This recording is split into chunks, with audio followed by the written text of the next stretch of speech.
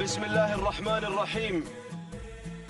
وبه وعليه سبحانه وتعالى نتوكل ونستعين في أمورنا كلها وفي شؤوننا كلها، فهب لنا من أمرنا يا ربنا رشدا.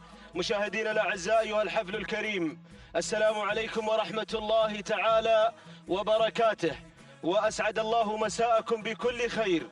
نحييكم من هنا من أرضية ميدان الشحانية لسباقات الهجن العربية الأصيلة، لنتواصل مع حضراتكم ضمن فعاليات هذا السباق المحلي السادس، وبرنامجنا المسائي لهذا اليوم يوم الأربعاء 25 من شهر ديسمبر لعام 2019 الموافق 28 من ربيع الثاني لعام 1441. برنامجنا لسن الحقائق لأشواط أصحاب السمو والسعادة الشيوخ. الأشواط المفتوحة هو عبارة عن إقامة 15 شوط، هذا هو أولها ينطلق على الهواء مباشرة. بسم الله وعلى بركة الله، بسم الله نبدأ وعليه نتوكل، ومنه سبحانه وتعالى نطلب التوفيق والسداد والنجاح، حيث يأتي هذا السباق بعد مهرجان المؤسس وبعد احتفالات البلد باليوم الوطني واحتفالات البلاد. وبهذه المناسبة العزيزة وبهذه المناسبة السعيدة على قلوبنا جميعا نرفع أسماء آيات التهاني والتبريكات بمناسبة حلول اليوم الوطني في 18 من هذا الشهر الجاري إلى مقام سيدي حضرة صاحب السمو الشيخ تميم بن حمد آل ثاني أمير البلاد المفدى يحفظه الله ويرعاه، وإلى مقام سيدي الأمير الوالد، وإلى نائب الأمير سمو الشيخ عبد الله بن حمد آل ثاني حفظهم الله ورعاهم وأدام على قطر الخير والرخاء في ظل قيادة سيدي حضرة صاحب السمو أمير البلاد المفدى. هكذا مشاهدينا الأعزاء انطلق الشوط الأول، الشوط الرئيسي، وجوائز نقدية قيمة من مسافة 3 كيلومترات، شوط مفتوح. والمقدمة مباشرة مع جمرة من هجن الشحانية، يضمر جمرة محمد بن خالد العطية، الدور دور المركز الثاني. ومن تتقدم أيضا هجن الشحانية تتقدم مع المركز الثاني بقيادة المضمر الشبل جابر بن سالم بن فاران. ننتقل إلى المركز الثالث، وصلت شوميله لهجن الغرافة، شعار أجيال يصل على المركز الثالث بقيادة المضمر المدهش سالم بن عامر المدهوشي. ننتقل إلى المركز الرابع، وصلت نزاحة من هجن الغرافة بقيادة المضمر الجنرال سعيد بن راشد الزعبي، بينما الدور دور المركز الخامس. ومن تتقدم وصلت الشاعرة لهجن المرخية مع عوض بن سعيد بن هدوب الوهيبي 1500 متر عن ناموس الشوط، عن الفائزة بالمركز الأول. ما زالت جمرة على المركز الأول، أو حصل تغيير، غيرت وانطلقت ظن لهجن الشحانية، ظن والظن فيها طيب، ظن من تحتل المركز الأول من هجن الشحانية. الله يا سلام، ظن مع المضمر الشبل مع مضمر العزوم، من خطفت الشلفة الذهبية في ختام مهرجان المؤسس للعمانيات الحيل. حاضر هذا الشبل متواجد، الله ظن يا ظن مع المركز الأول، جمرة مع المركز الثاني من هجن الشحانية بقيادة المشاغب محمد بن خالد العطية. النويعس تصل من هجن البدع، تتقدم النويعس مع محمد بن ثاني بن عبد الله الهامري في التضمير، ولكن حصل دخول وتسلل. طارت في هذه اللحظات الشاعرة، طارت الشاعرة، تحركت الشاعرة من هجن الشاعرة، تتقدم من هجن المرخية مع عوض بن سعيد بن هدوب الوهيبي. الشاعرة والنويعس، والمعركة طاحنة في هذا الشوط الأول الرئيسي 700 متر الأخيرة. الشاعرة ولكن النويعس هجن البدع وهجن البدع وهجن المرخية في معركة مسائية على انتزاع هذا الشوط المفتوح. الشاعرة قدمت ما عندها، ولكن تحركت هجن البدع الانتزاع، تحركت النويعس، تحرك الهاملي مع المركز الثاني في هذا الشوط المفتوح، في هذا الشوط القمة. الشاعرة مع المركز الأول، هجن المرخية تنتزع ناموس. هذا الشوط الأول الرئيسي بقيادة عوض بن سعيد بن هدوب الوهيبي. تهانينا والناموس لهجن المرخية على انتزاع هذا الشوط الأول الرئيسي مع الشاعرة. الله، تقدم هذا العرض الفنان وهذا العرض الاستثنائي. هجن المرخية تتربع على صدارة أشواط الحقائق في هذا المساء. تهانينا والناموس على انتزاع هجن المرخية والشاعرة لهذا الشوط الأول الرئيسي. تهانينا لعوض بن سعيد بن هدوب الوهيبي. المركز الثاني وصلت النويعس من هجن البدع مع المضمر محمد بن ثاني بن عبد الله الهاملي. المركز الثالث ريمية لسعادة الشيخ عبد العزيز بن حمد بن خالد آل ثاني، مضمر مالك بن عبد الله بن شامس المحاربي. المركز الرابع ظن لهجن الشحانية مع المضمر الشبل جابر بن سالم بن فهران. بينما المركز الخامس وصلت فيه هيمنة لهجن الشحانية مع المضمر الشبل جابر بن سالم بن فهران. تهانينا وناموس لهجن المرخية على فوز الشاعرة بأمسية الليلة وبالشوط الأول الرئيسي. هذه الشاعرة تنتزع هذا الشوط الأول الرئيسي قاطعة المسافة الشوط في توقيت مميز يا بخزينة، توقيت مميز للغاية في هذا المساء. 4 دقائق 16 ثانية 45 جزء من الثانية. وهني هجن المرخية على هذا التوقيت وعلى فوز الشاعرة بالشوط الأول الرئيسي. التهاني موصولة لمضمر هجن المرخية عوض بن سعيد بن هدوب بن محمد الوهيبي. تهانينا يا عوض. المركز الثاني وصلت فيه النويعس، قدمت عرض تشكر عليه، وصلت في المركز الثاني 4 دقائق 18 ثانية 42 جزء من الثانية. التهاني والناموس لهجن البدع، وتهانينا والناموس لمن قاد النويعس محمد بن ثاني بن عبد الله الفضيل الهاملي. تهانينا يا ابو جاسم. المركز الثالث وصلت ريمية، قطعت المسافة في 4 دقائق 22 ثانية 75 جزء من الثانية. التهاني لسعادة الشيخ عبد العزيز بن حمد بن خالد آل أحمد آل ثاني، والتهاني للمضمر ضمر ريمية مالك بن عبد الله بن شامس بن سالم المحاربي. تهانينا والناموس يا مالك على الفوز بالمركز الثالث. وهني جميع الفائزين في هذا الشوط، ويستعد في هذه الأثناء وفي هذه اللحظات الشوط الأول الرئيسي للحقائق القعدان. شوط مفتوح، وأرحب في هذه اللحظات بأخي وزميلي مطلق بن علي العنزي، متمنيا له ولكم التوفيق.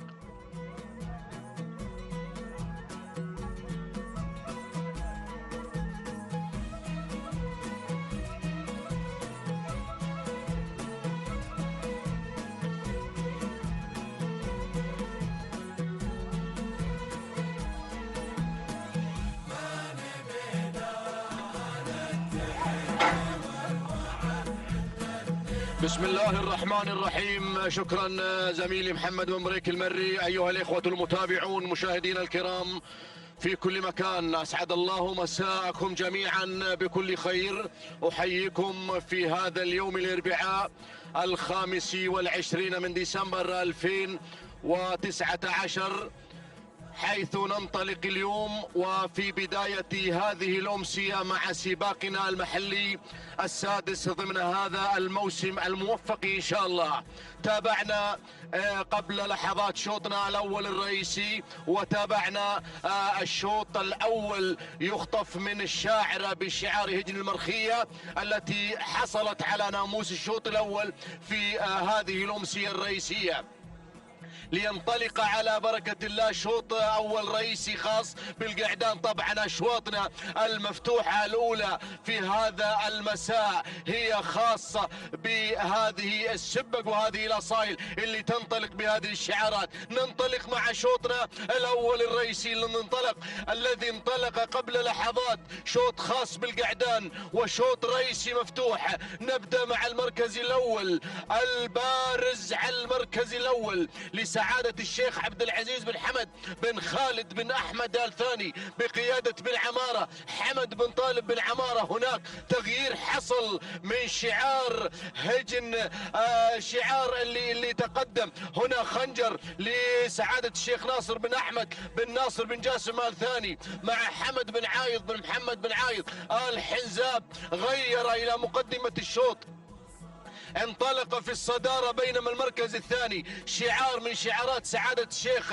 عبد العزيز بن حمد بن خالد آل ثاني اللي احتل المركز الثاني، وهذا هو إشهاب على المركز الثاني مع المضمر محمد بن مبارك بن سعيد آل نابت المري. المركز الثالث البارز، وهنا يغير تكريت او كبريت لسعادة الشيخ عبد العزيز بن حمد بن خالد بن احمد آل ثاني عند محمد بن برقان بن مقارح. المركز الرابع مرحبا بحامي حامي بشعار سعادته ينطلق على المركز الرابع. المضمر من هنا المضمر راشد بن بط الزاعبي. الله على راس الزعفران يا اخواني، يعني هذا الاسم صاحب انجازات. المركز الخامس شعار من شعارات هجن الشحانية غير الى المركز الثالث، انطلق وهذا الفايز بشعار هجن الشحانية عند جابر بن سالم بن فران.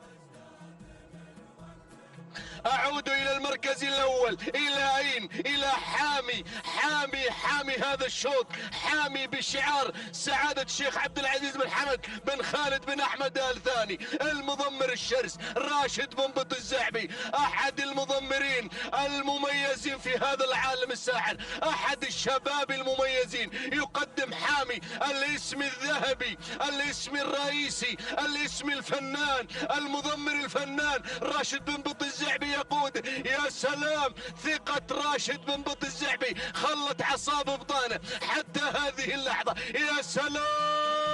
يا سلام، سعادة الشيخ عبد العزيز بن حمد بن خالد بن أحمد آل ثاني يتابع على الهواء مباشرة. نقول لك جود افترنون في الفترة المسائية، جود افترنون، مساء الناموس لسعادتك على هذا الانتصار، مساء الانتصار على فوز حامي.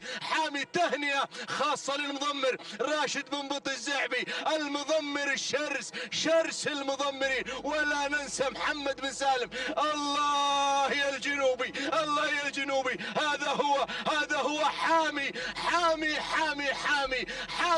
الشوط بشعار سعادة الشيخ عبد العزيز بن حمد بن خالد آل ثاني. وتهنئة للمضمر راشد بن بط الزعبي، تهانينا والناموس يا ابو سحيم. المركز الثاني الفايز لهجن الشحانية. المركز الثالث كبريت لسعادة الشيخ عبد العزيز بن حمد بن خالد بن أحمد آل ثاني. المركز الرابع الداب لسعادة الشيخ عبد العزيز بن حمد بن خالد بن أحمد آل ثاني. المركز الخامس وصل صهيل لهجن الشحانية. تهانينا والناموس، تهنئة خاصة نزفها على الهواء مباشرة لسعادة الشيخ عبد العزيز بن حمد بن خالد بن أحمد آل ثاني وأنجاله الكرام على فوز حامي بدون أي أوامر، بدون تعليمات، بقيادة الشرس راشد بن بط الزعبي. التوقيت الزمني لحظة وصوله 4 دقائق 20 ثانية 99 جزء من الثانية. ما شاء الله تبارك الله، حامي بإنجازاته حاضر اليوم في شوط رئيسي بدون اي اوامر، بدون اي ازعاج. تهانينا والناموس لسعادتي على هذا الفوز. المركز الثاني شعار من شعارات هجن الشحانية، 4 دقائق 22 ثانية 87 جزء من الثانية. الفايز اللي بالمركز الثاني بشعار هجن الشحانية عند المضمر جابر بن سالم بن فران. بينما المركز الثالث الداب لسعادة الشيخ عبد العزيز بن حمد بن خالد بن أحمد آل ثاني عند المضمر مالك بن عبد الله المحاربي. التوقيت الزمني 4 دقائق 24 ثانية 89 جزء من الثانية. تهانينا والناموس لسعادة الشيخ عبد العزيز بن حمد بن خالد بن أحمد آل ثاني على فوز حامي بدون أي أوامر، بدون أي تعليمات، بدون أي إزعاج، في شوط رئيسي أول مع هذا الشعار المميز ليحقق راشد بن بطي الزعبي مضمر حامي ناموس الشوط الأول. تهانينا والناموس. يعود الميكروفون مجددا للزميل محمد بن بريك المري. شكرا زميلي مطلق. متواصلين مشاهدينا الاعزاء على الهواء مباشره في هذا النقل الحي وهذا النقل المباشر لوقائع واحداث هذا السباق المحلي السادس في اول ايامه، حيث شاهدنا واياكم على الهواء مباشره منافسات الاشواط الاولى الرئيسيه في هذا المساء، وبانتظار انطلاقه شوطنا الثالث. هذا الشوط خاص بالحقائق الابكار من مسافه 3 كيلومترات. شهدنا توقيتات زمنية تسجل للمرة الأولى في هذا الموسم، وهكذا مشاهدينا الأعزاء ينطلق هذا الشوط الثاني لفئة الحقائق الابكار على الهواء مباشرة. ينطلق هذا الشوط وتنطلق أيضا الإثارة عبر قناة الريان الفضائية وقنوات الدوري والكاس وموقع الأبرقة لسباقات الهجن. أرحب بعموم جميع المشاهدين في الوطن العربي الكبير وفي كل أنحاء العالم من يشاهدون هذا السباق. ميدان الشحانية من يحتضن فعاليات هذا السباق المحلي السادس، وكذلك الترحيب بالمستمعين الأعزاء عبر أثير الراديو. مقدمة الشوط ومن تحتل المركز الأول لحظة لسعادة الشيخ عبد العزيز بن حمد آل أحمد آل ثاني. يضمر لحظة مالك بن عبد الله بن شامس آل محاربي على المركز الأول. ننتقل إلى المركز الثاني. وصلة نوادر لهجن الغرافة تتقدم بقيادة الجنرال سعيد بن راشد الزعبي. دور المركز الثالث، ومن تتسلل من الجانب الآخر السداري تتقدم على المركز الثالث لسعادة الشيخ عبد العزيز بن حمد آل أحمد آل ثاني. ضمر السداري حمد بن جار الله بن حسين آل بريدي. ننتقل إلى المركز الرابع. هجن أم الزبار تتقدم مع شمس لهجن أم الزبار. يضمر شمس حمد بن سالم بن زاهره المري على المركز الرابع، بينما الدخول عليها من قبل وتسلل من قبل قصايد من هجن المرخية مع محمد بن حميد بن نجيم الوهيبي خطفت المركز الرابع. المركز الخامس،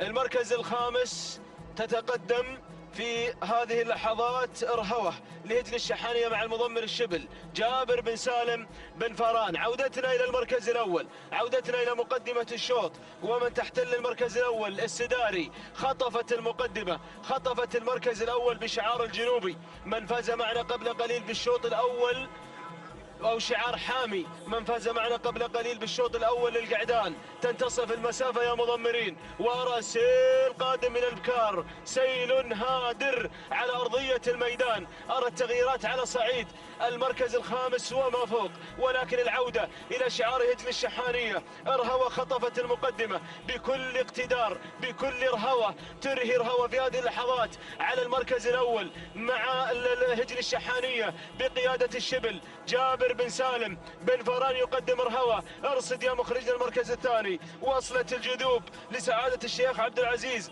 بن حمد آل ثاني. يضمرها راشد بن بطي الزعبي مع المركز الثاني مضمر حامي من خطف الشوط الأول قبل قليل. بينما المركز الثالث وصلت العبور لهجن الشحانية مع المضمر الشبل جابر بن سالم بن فران. ويقدم أيضا مغنى لهجن الشحانية في المركز الرابع أيضا مع جابر بن سالم بن فران. ارصد الدخول. الله يا نشلة، وصلت نشلة لسعادة الشيخ عبد العزيز بن حمد آل ثاني مع المضمر حمد بن طالب بن عمارة. خطفت المركز الرابع والثالث. بينما المركز الخامس أيضا وصلت العفريتة لهجن البدع مع محمد بن ثاني بن عبد الله الهاملي. العودة إلى التغيير، شوط سريع هذا الشوط، شوط تغييرات. الجذوب ونشلة، وسيطرة من شعارات سعادة الشيخ عبد العزيز بن حمد آل ثاني على المركزين الأول والثاني. الله يا سلام، هالعين خالد الليلة قادمين بكل قوة. أيضا المركز الثالث يتقدم شعار سعادة الشيخ عبد العزيز، سيطر على الثلاثة المراكز الأولى. وصلت في هذه اللحظات الأبهرية لسعادة الشيخ عبد العزيز بن حمد آل ثاني مع المضمر محمد بن مبارك بن سعيد النابت خطفت الابهريه المركز الاول، الجذوب والابهريه الناموس بينهم بين شعارات سعاده الشيخ عبد العزيز بن حمد ال ثاني. تهانينا والناموس لسعاده الشيخ عبد العزيز على امتلاك هذه النوادر، على امتلاك هذه الصقع، ما شاء الله تبارك الله. سلام لسعاده الشيخ عبد العزيز على فوز الجذوب ونشله والجذوب ودخول فينش ما بين الجذوب وما بين الابهريه على انتزاع المركز الاول. ننتظر مخرجنا العزيز تهانينا وناموس سعاده الشيخ عبد العزيز بن حمد ال ثاني على امتلاك هذه الندر وعلى امتلاك مثل هذه الهجن التي تحمل هذا المستوى الفنان والراقي. المركز الثالث وصلت فيه ديمه لهجن المرقاب مع سعود بن علي بن وحوش الوهيبي. المركز الرابع نشلة لسعادة الشيخ عبد العزيز بن حمد آل ثاني مضم محمد بن طالب بن عمارة. المركز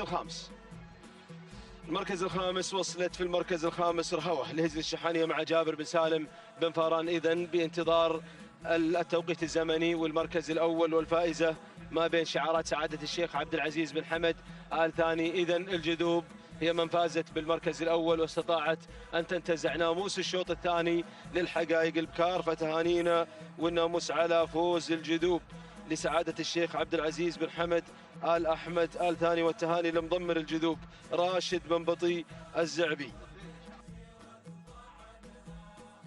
تهانينا المضمر الشرس 4 دقائق 18 ثانية 10 أجزاء من الثانية، وهذا الشعار يسجل النقطة الثانية في هذا المساء لسعادة الشيخ عبد العزيز بن حمد آل ثاني. المركز الثاني كانت ووصلت المركز الثاني الأبهرية، قطعت المسافة في 4 دقائق 18 ثانية 18 جزء من الثانية. تهانينا وناموس لسعادة الشيخ أيضا لسعادة الشيخ عبد العزيز بن حمد آل ثاني، والتهاني موصولة لمضمر الأبهرية محمد بن مبارك بن سعيد النابت. المركز الثالث وصلت في هجن الشحانية مغنى، قطعت المسافة في 4 دقائق 4 دقائق 22 ثانية 60 جزء من الثانية. تهانينا وناموس على فوز مغنى لهجن الشحانية، والتهاني موصولة لجابر بن سالم بن فاران. تتواصل الأشواط مشاهدينا الأعزاء وسلطان السعيدي أنقل له الكلمة والميكروفون. بسم الله الرحمن الرحيم، بسم الله نبدأ وعلى بركة الله نستعين. شكرا للأستاذ محمد بن بريك المري. لازلنا متواصلين مع حضراتكم في هذه الأشواط المسائية من هنا من ميدان الشحانية لسباقات الهجن في منافسات سباقنا المحلي السادس. ينطلق على بركة الله رابع الأشواط في هذا المساء، وشوطا للقعدان مع هجن أصحاب السمو الشيوخي والسعادة. نتابع هذه الانطلاقة بجديد التحدي والإثارة على مدى 3 كيلومترات. نبدأ مباشرة مع مقدمة الشوط مع المركز الأول والصدارة. هذا هو الرفاع لسعادة الشيخ عبد العزيز بن حمد بن خالد بن أحمد آل ثاني، يضم حمد بن طالب بن علي الجربوع المري. من يتابع تحركات واندفاعات الرفاع، بينما النقلة مع ثاني المراكز لنتابع التدخل في هذه اللحظات والوصول من عساف من هجن الزبار. حمد بن سالم بن حمد بن بريك المري يتقدم في هذا الشوط من خلال هذا الانطلاق مع عساف، بينما نتابع المركز الثالث من عمق الميدان. التدخل الجميل من شعار هجن الغرافة مع الذيب القادم في هذا الشوط، ويضمن الذيب سالم بن عامر بن راشد المدهوشي. نتابع المركز الرابع في رابع المراكز الاسم المتدخل في هذه اللحظات وصل ضرغام. مشاهدينا الاعزاء نتابع في تحرك جميل العايدة ملكيته لسعادة الشيخ عبد العزيز بن حمد بن خالد بن أحمد آل ثاني. مالك بن عبد الله بن شامس المحاربي من يتابع في عملية التضمير. في المركز الخامس نجد دالوب من هجن أم الزبار، مبارك بن محمد بن علي الجربوع المري. هذه النتيجة للمراكز المتقدمة للخمس الأسماء المندفعة في أول ندى 3 كيلومترات. هي المسافة إلى خط النهاية في أمسية، ولا أجمل مع انطلاقات سن الحقائق وفي منافسات السباق المحلي السادس. من هنا من ميدان الشحانية نصف لكم مشاهدينا الأعزاء هذه الأشواط المسائية الجميلة في تحديات سن الحقائق وانطلاقات هجن أصحاب السمو الشيوخي والسعادة. نعود مباشرة إلى مقدمة الشوط. اسم بدأ بالاندفاع الكبير ضرغام، ما شاء الله على هذا الأداء المتميز في مقدمة الشوط. هذا هو ضرغام لسعادة الشيخ عبد العزيز بن حمد بن خالد بن أحمد آل ثاني. مالك بن عبد الله بن سالم المحاربي من يتابع هذا الانطلاق مع ضرغام في مقدمة الشوط، بينما الاسم الثاني وصل التحرك من الحماوي من هجن الشحانية جابر بن سالم بن جابر بن فاران من يتابع هذا الانطلاق مع تحديات الحماوي على المركز الثاني والثالث المراكز. بدأ يتحرك في هذه اللحظات سنجار من هجن والزبار عبد الله بن علي بن سلام الهاجري. وفي المركز الرابع يا مخرجنا يا ابن خزينة تابع الانطلاق الجميل والتحدي من القصر من هجن الشحانية. وصل المشاغب محمد بن خالد بن عبد الله العطية. وفي المركز الخامس تحرك من شعار هجن الغرافة مع المحية سعيد بن راشد الزعبي. وصل في هذه اللحظات مع المحية على المركز الخامس. هذه النتيجة للخمس المراكز في أجواء الكيلو متر الأخير، ولكن عودة إلى مقدمة الشوط. يا سلام على الأداء الجميل مع التحدي من الحماوي اللي غير مباشرة اقتحم الصدارة في هذا الأداء الجميل المنطلق بشعار هجن الشحانية مع شبل المضمرين جابر بن سالم بن فاران يتقدم مع تحديات الحماوي في المركز الأول. ولكن هجن الغرافة بدأت تهاجم في هذه اللحظات مع المحية. قادم في هذه اللحظة من هجن الغرافة سعيد بن راشد الزعبي يتقدم في هذا الشوط. القصر في المركز الثالث من هجن الشحانية مع المشاغب محمد بن خالد بن عبد الله العطية. هذه الثلاث المراكز المتقدمة في هذا الشوط. ولكن تابع الأداء الجميل، تابع الحماوي مع الأمتار الحامية، مع الأمتار الحساسة والحماوي في مقدمة الشوط نجما لهذه الانطلاقة من هجن الشحانية. سلام الهجن الشحانية، سلام الحماوي، سلام. شكرا للشبل جابر بن سالم بن فاران المري الذي قدم الحماوي في هذا الشوط. بينما المركز الثاني من وصل المحية من هجن الغرافة سعيد بن راشد الزعبي. المركز الثالث في ثالث المراكز مشاهدينا الأعزاء من وصل القصر من هجن الشحانية مع المشاغب. المركز الرابع رابع المراكز من وصل صاهل لسعادة الشيخ عبد العزيز بن حمد بن خالد بن أحمد آل ثاني راشد بن بطي المري. وفي المركز الخامس كان الوصول مشاهدينا الاعزاء منظاري من هجن المرقاب سعود بن علي بن حمد بن خليفه المحاربي. هذه نتيجتنا، ولكن تهانينا للهجن الشحانيه على فوز الحماوي بالمركز الاول في تحديات هذا الشوط. ناخذ التوقيت الزمني مشاهدينا الاعزاء، هذا هو ملخص الاعاده مع شوطنا الماضي ولحظه وصول الحماوي مع اللحظات الاخيره ومع الامتار النهائيه ليعلن انه بطلا لهذا الشوط. توقيته من 3 كيلومترات قطع المسافه في فتره زمنيه مقدارها 4 دقائق 21 ثانيه 96 جزءا من الثاني. تهانينا للهجن الشحانيه وللشبل جابر بن سالم بن فاران المري المحيه من وصل ثانيا في 4 دقائق 22 ثانيه 96 جزء من الثاني. تهانينا للهجن الغرافه والتهنئه موصوله لسعيد بن راشد الزعبي. المركز الثالث كان الوصول من القصر وتوقيته 4 دقائق 23 ثانيه 26 جزء من الثاني. تهانينا للهجن الشحانيه وللمشاغب محمد بن خالد بن عبد الله العطيه.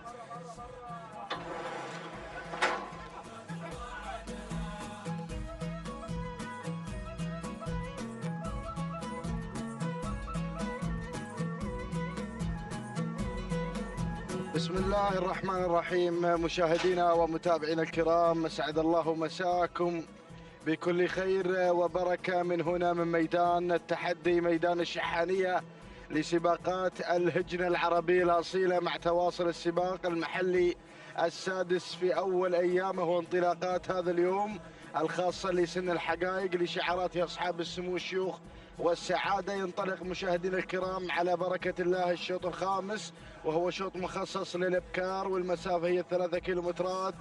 نتابع مقدمة هذا الشوط، والمركز الأول عدلة لهجن الغرافة والمدهش سالم بن عامر بن راشد بن سعيد المدهوش يتقدم على أول المراكز باندفاع عدلة.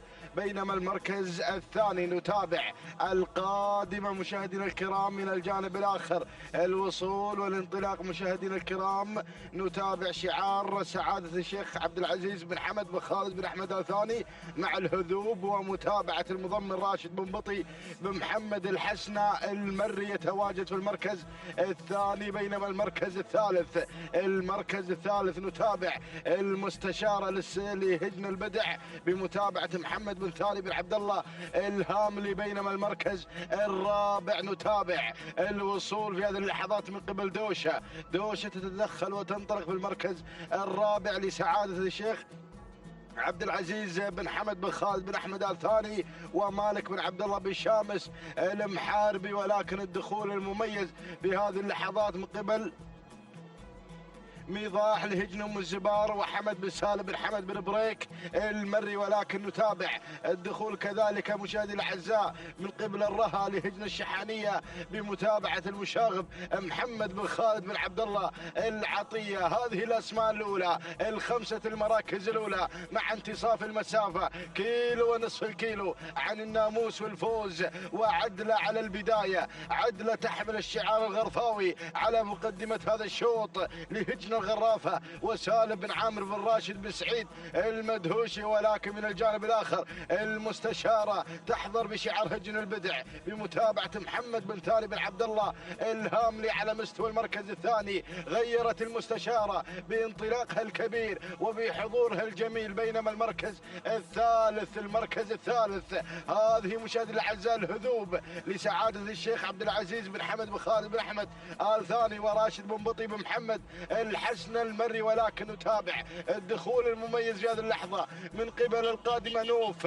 لهجن الشحانية مع الشبل جابر بن سالم بن فران المري، وخامس المراكز أرى عالية تصل بمستواها العالي بانطلاقها المميز لهجن غرافة والمدهش سالم بن عامر بن راشد بن سعيد المدهوشي، ولكن نعود إلى الصدارة. الله يا المستشارة على المقدمة، هذه المستشارة تحمل شعار هجن البدع بإبداعها الكبير وبحضورها المميز مع المستشارة محمد بن ثاني بن عبد الله الهاملي في المتابعة والتضمير. يقدم المستشارة بهذا الانطلاق المميز، ولكن القادمة عالية لهجن غرافة وسالم بن عامر بن راشد بن سعيد المدهوشي يحتل المركز الثاني، ولكن المستشارة بدون أي أوامر ولا تعليمات، عصاها في الابطان، تنطلق في المركز الأول، تنطلق بناموس هذا الشوط. إذا مشاهدي الأعزاء هذه المستشارة تحضر حضور الكبار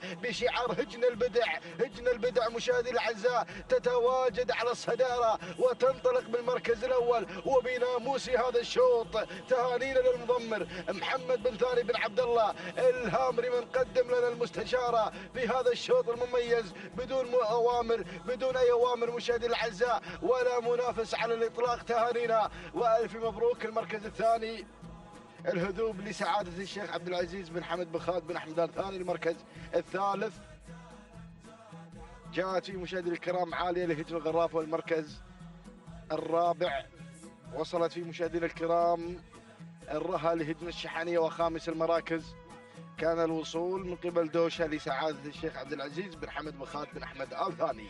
إذا مشاهدي الأعزاء تهانينا وناموس مرة أخرى لهجن البدع على هذا الفوز الجميل مع المستشارة.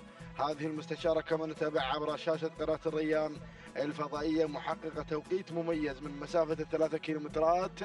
تحضر المستشارة والتهنئة للمضمر محمد بن ثاني بن عبد الله الهاملي. من تابع المستشارة إلى خط النهاية معلنها الفوز والناموس. نتابع مشاهدي الأعزاء هذه اللمسات المميزة من مخرجنا العزيز، نوافيكم بالتوقيت الزمني ولحظات الإعادة والإفادة. مشاهدينا الكرام التوقيت الزمني لحظة وصول المستشارة بدون أي أوامر ولا تعليمات 4 دقائق 21 ثانية و61 جزء من الثانية. تهانينا وناموس لجميع الفائزين في هذا الشوط مع المستشارة. بينما المركز الثاني كان الوصول مشاهدي الأعزاء من قبل الهذوب لسعادة الشيخ عبد العزيز بن حمد بن خالد بن أحمد آل ثاني وراشد بن بطي بن محمد الحسن. التوقيت الزمن 4 دقائق 23 ثانية و55 جزء من الثاني. تهانينا وناموس. بينما المركز الثالث عالية لهجن الغرافة والمنتج سالم بن عامر المدهوشي 4 دقائق 23 ثانية 89 جزء من الثاني. تهانينا وناموس لجميع الفائزين.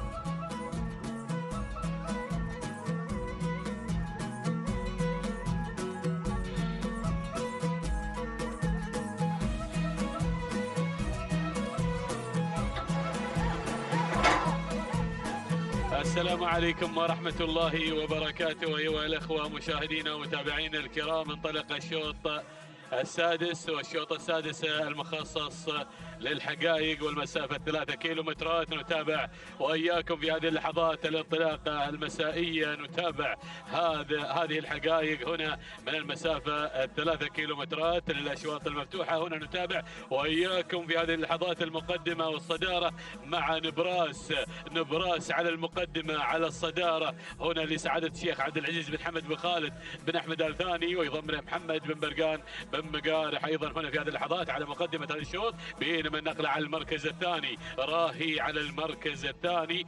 نتابع في هذه اللحظات عرندس لسعادة الشيخ عبد العزيز بن حمد بن خالد بن أحمد آل ثاني، ويضم له أيضا هنا حمد بن طالب بن عمارة المري، بينما المركز الثالث نتابع في هذه اللحظات الوسمي الهجن الغرافة وبقيادة سالم بن عامر المدهوشي مع الوسمي. ولكن شوفوا الدخول من الجانب الأيمن، نتابع في هذه اللحظات طايب لهجن أم الزبار مع أيضا ناصر بن حمد بن مسفر الشهواني. المركز الخامس نتابع همهوم لهجن ام الزبار وبقياده عبد الله بن علي بن سلامه الهاجري هنا في هذه اللحظات مع الخمس المراكز الاولى.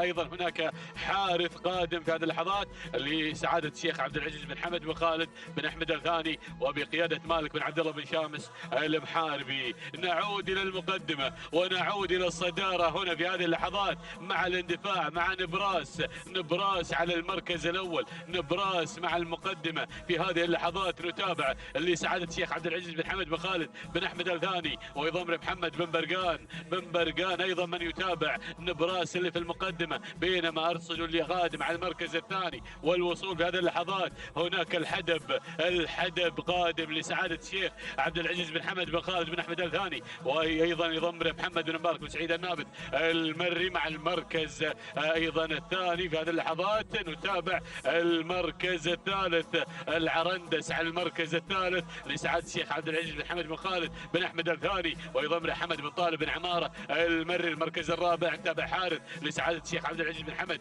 بن خالد بن أحمد آل ثاني ويضم مالك بن عبد الله بن شامس المحاربي. الأربع المراكز الأولى لسعادة الشيخ عبد العزيز بن حمد بن خالد. يا سلام على هذا الأداء والتميز. بينما المركز الخامس نتابع طايب لهجن أم الزبار وبقيادة ناصر بن حمد بن مسفر الشهواني. يا سلام مع هذا الدخول ايضا في هذه اللحظات من الوسمي لهجن الغرافه وبقياده سالم بن عامر المدهوشي. ولكن نعود للمقدمه.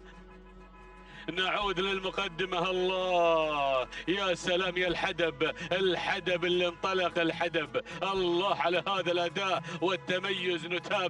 نتابع بدون اي تعليمات تذكر عليه، ما شاء الله دفع تلقائي مع 700 متر الاخير. الله يا العين خالد، ما شاء الله تبارك الله على هذا التميز المسائي. نتابع في هذه اللحظات الحدب.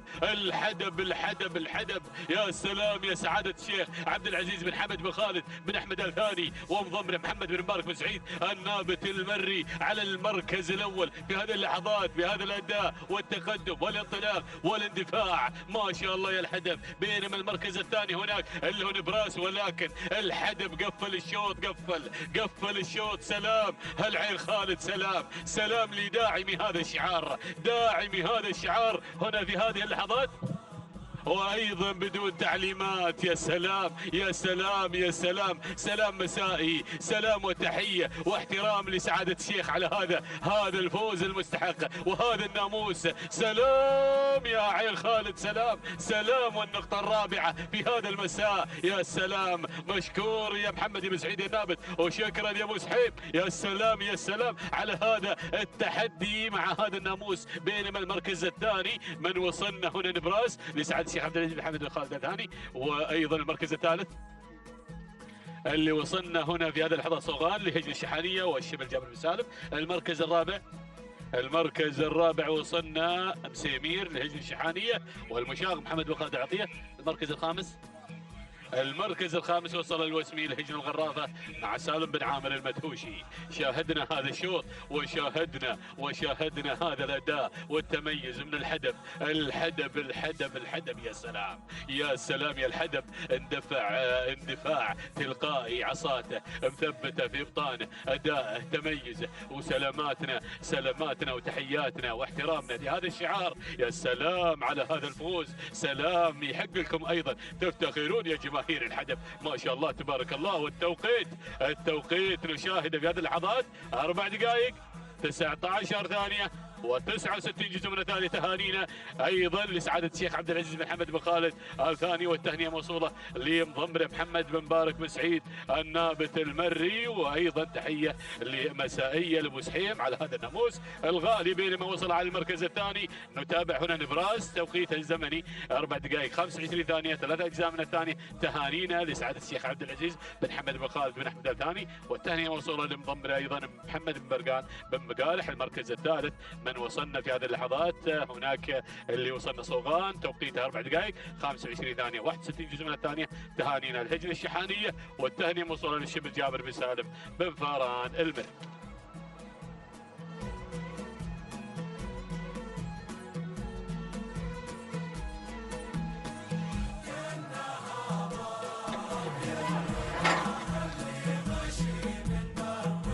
بسم الله الرحمن الرحيم. أيها الحفل الكريم، مشاهدينا متابعينا الكرام، التواصل مستمر من أرضية ميدان الشحانية، ميدان التحدي لسباقات الهجن العربية الأصيلة. ينطلق شوطنا السابع الخاص بالحقائق الإبكار وهجن أصحاب السمو الشيوخ والسعادة. يسير هذا الشوط يحمل لنا هذه الأسماء والشعارات المميزة الحاضرة والمنطلقة بين أيضا حنايا هذا الميدان. نسير مباشرة مع البداية والمركز الأول وصدارة هذا الشوط. نوضح من تأتينا مع البداية بشعار هجني أم الزبار، وبمتابعة مبارك بن محمد بن علي الجربوعي المري بن صرير. من يتابع ويقدم لنا نوضح مع البداية والمركز الأول. بينما المركز الثاني أتابع التقدم من الوارية لهجن الغرافة ويضمنها المدهش سالم بن عامر المدهوشي. بينما المركز الثالث وصول وتقدم في هذه اللحظات من قبل اللي واصله في هذا الانطلاق والمسار المميز. وصلت أحلى هنا من تصل في هذه اللحظات بشعار سعادة الشيخ عبد العزيز بن حمد بن خالد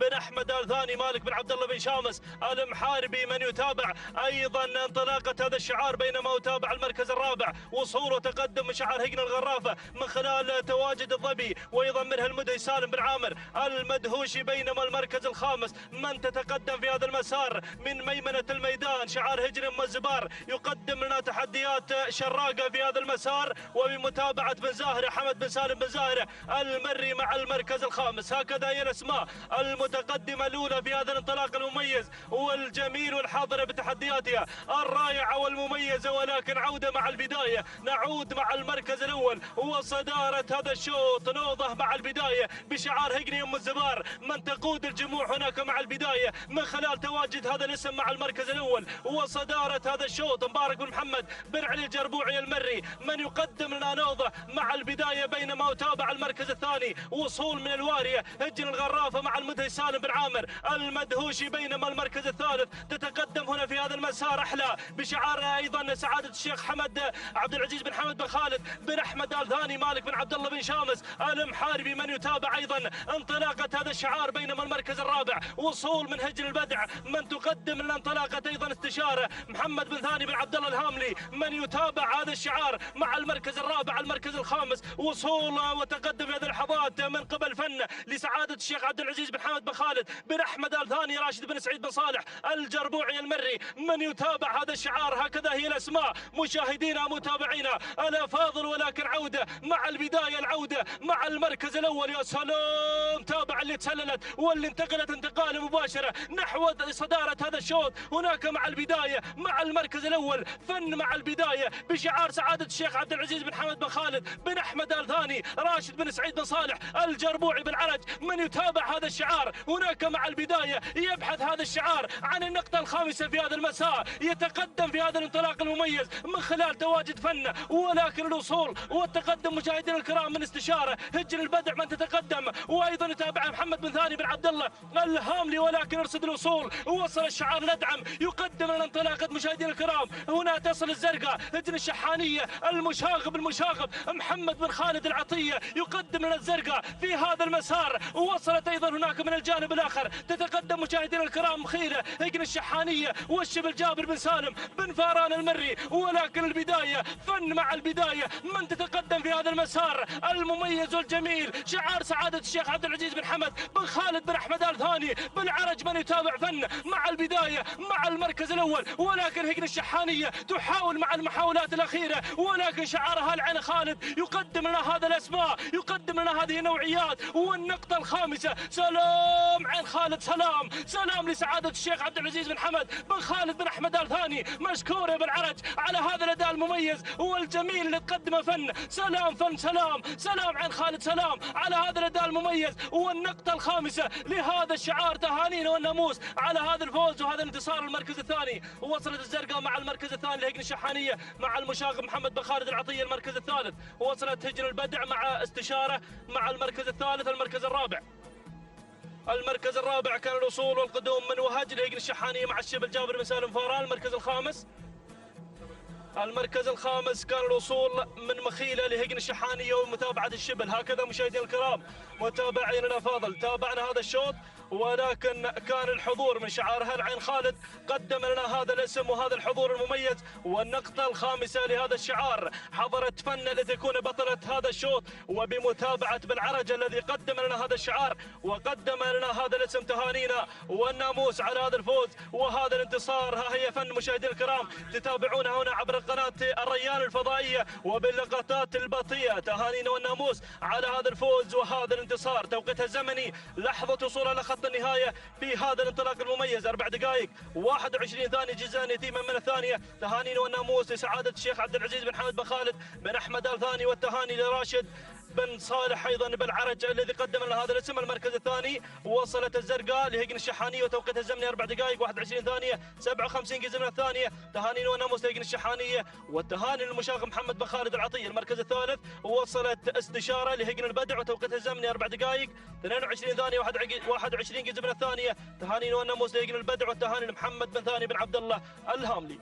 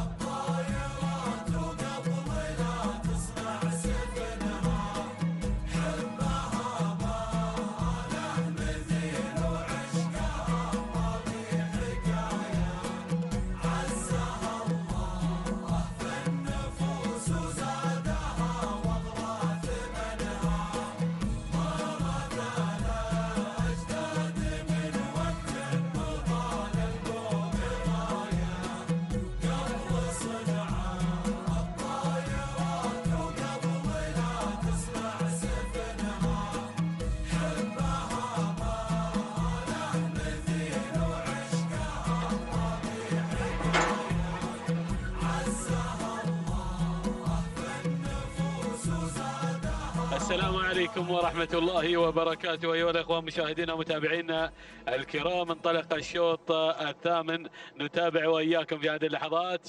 شوطنا الثامن مخصص للإبكار، الحقائق والمسافة 3 كيلومترات. نتابع وإياكم في هذه اللحظات الانطلاقة والاندفاع. نشاهد هنا في هذه اللحظات المركز الأول وزن لهجن الشحانية وبقيادة الشبل جابر بن سالم بن فاران المري، بينما النقل على المركز الثاني نتابع في هذه اللحظات اللي هي مقيال لهجن ام الزبار وبقياده ناصر بن حمد بن مسر الشهواني. المركز الثالث اللي بدات تتسلل على المركز الثاني نتابع تباشير لهجن الشحانيه ومع الشبل جابر بن سالم بن فاران المري. ولكن شوفوا الدخول اللي تسللت بدورها في هذه اللحظات. هنا ام المواقع لسعاده الشيخ عبد العزيز بن حمد بن خالد بن احمد الثاني، ويضمنها حمد بن طالب بن عماره المري مع المركز الثاني في هذه اللحظات. المركز الرابع نتابع في هذه اللحظات هنا القدوم في هذه اللحظات مع بروق لهجن ام الزبار وبقياده مبارك بن محمد بن صرير